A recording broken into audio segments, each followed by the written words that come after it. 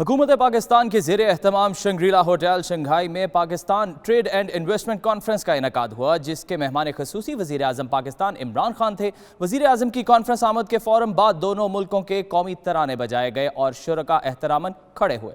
مزید تفصیلات جانتے ہیں اس رپورٹ میں۔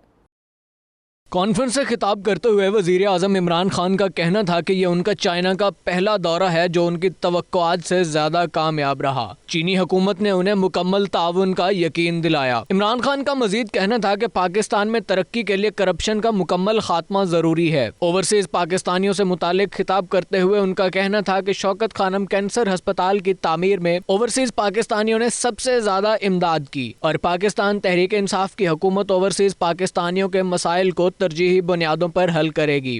And that's because of the leadership has consciously planned for the long term. Where did we go wrong in Pakistan?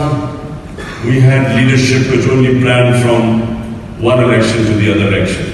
Conference سے وزیر خارجہ شاہ محمود قریشی، مشیر وزیر اعظم عبدالرزاق داؤد، سیکرٹری کامرس اور سفیر مسعود خالد نے بھی خطاب کیا۔ کانفرنس میں کثیر تعداد میں چینیوں اور پاکستانیوں نے شرکت کی۔ شرکاء کی تواضع پرتکلف خانوں سے کی گئی۔